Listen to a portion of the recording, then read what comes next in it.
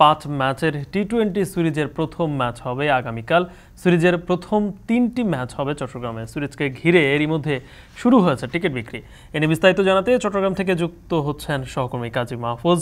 মাহফুজ, বাংলাদেশ বনাম জিম্বাবুয়ের টি-20 সিরিজের টিকিট বিক্রিতে কেমন সাড়া মিলছে? গালিব, আপনি যেমনটি বলছিলেন, বাংলাদেশ এবং জিম্বাবুয়ে টি-20 সিরিজের যে 3টি ম্যাচ চট্টগ্রামে অনুষ্ঠিত হবে, তার প্রথম ম্যাচ কিন্তু আগামীকাল চট্টগ্রাম জহুর আহমেদ চৌধুরী স্টেডিয়ামে অনুষ্ঠিত হবে। সেই ম্যাচের সরাসরি টিকিট বিক্রি কার্যক্রম চট্টগ্রামের দুটি ভেন্যু থেকেই শুরু হয়েছে সকাল 10টা থেকে। একটি হলো ম্যাচ ভেন্যুর পাশে সাগরিকা যে টিকিট কাউন্টার, সেখান থেকে, আরেকটি হচ্ছে এম আজিজ স্টেডিয়ামের টিকিট কাউন্টার থেকে। তবে চট্টগ্রামে এই ম্যাচ ঘিরে যে একটা উন্মাদনা, সেটি আমরা দেখতে পাচ্ছি না।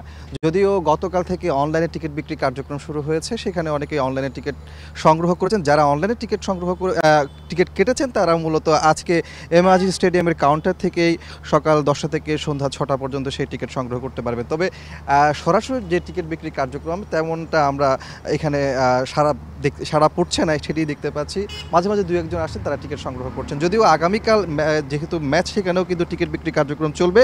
হয়তো সেখান থেকে টিকিট সংগ্রহ করবেন অনেকেই, এমনটি আমরা আমাদেরকে জানিয়েছেন যারা টিকিট কাউন্টারে আছেন, টিকিট বিক্রি করছেন তারা। তো আপনাকে জানিয়ে রাখি যে চট্টগ্রামে যে 3টি ম্যাচ অনুষ্ঠিত হবে, তার মধ্যে প্রথম ম্যাচ আগামীকাল সন্ধ্যা 6টায় জহুর আহমেদ চৌধুরী স্টেডিয়াম অনুষ্ঠিত হবে। বাকি দুটি ম্যাচ 5 মে এবং 7 মে অনুষ্ঠিত হবে।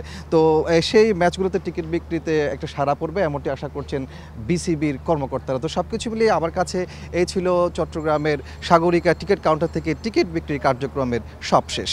গালিব, বাংলাদেশ জিম্বাবুয়ের টিকিট বিক্রির সব শেষ তথ্য জানাচ্ছিলেন সহকর্মী কাজী মাহফুজ।